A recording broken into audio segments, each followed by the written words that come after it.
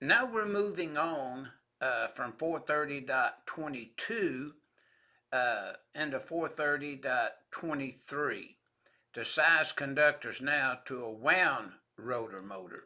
Now, many times this type of motor is used in certain situations where you're, designing uh, uh, a motor to cut box sizes and size certain size boxes for candy, packaging, shipping, and things like that. But now notice what we want to do in this figure 18-9 is to size the conductors for the power supply, 430.22a.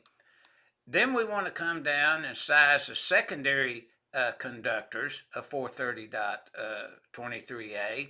And we want to come down and pick up the resistor bank in accordance with 430.23c. And we want to apply the information that's given in our figure 18-9. For example, note 1 says we're using just a simple one-line diagram to be as simple as possible with the illustration, so it won't be too busy.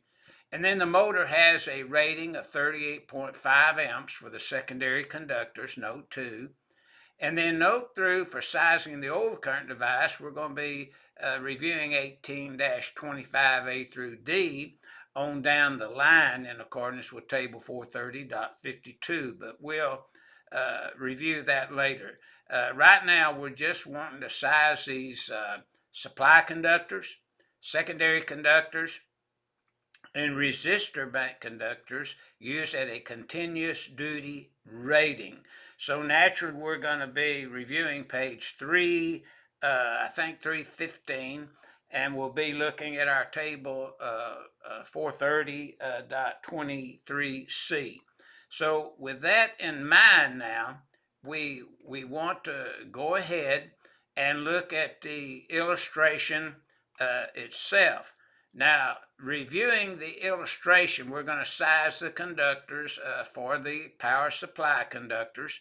And then, of course, 430.6A1 is shown in step 1, refers us to our table 430.250 to obtain the full load current rating of the motor based upon the voltage, the horsepower, the phases, in this case 3-phase, and that 60 horse has a listing in step 1 of 77 amps is shown in the illustration. Step 2 now, we're applying 430.23a, and notice we're taking 125% of 77 amps is 96.25 when the math is performed. Step 3, we review our table, and of course our table 220.3 is going to refer us to over to this section 430.23 to pick up our values to size these conductors. And of course step 3, we're referenced to table 310.16 on page 161. So the calculated load of step 2 is 96.25.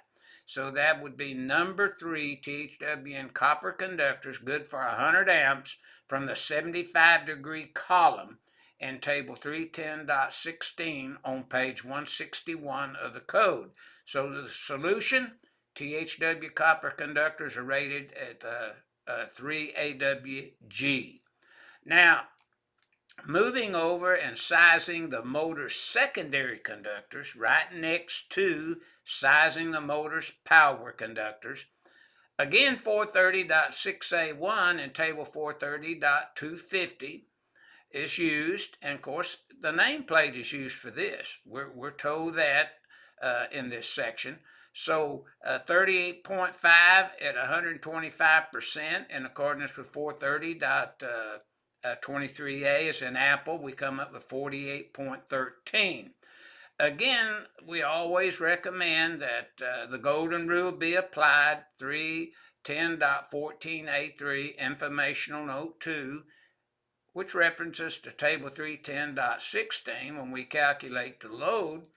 to select our conductor. So based upon the calculated load in step 2, 48.13 amps requires a number 8 conductor for the motor secondary conductors. Now, the last step now is in the illustration is sizing the resistor bank conductors. 430.6A1 and table 430.250. Then notice we are using the full load amps of 38.5 again. So we're instructed to do this now in 430.23C and use table 430.23C for a continuous use rating.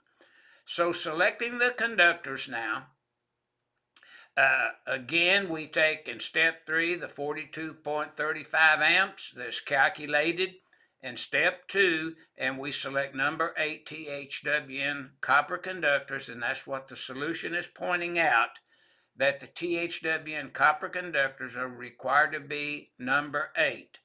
Now, we just sized the conductors that's in a hookup arrangement in accordance with 430.23A, B, and C for a wound rotor motor and how we would exactly design these components.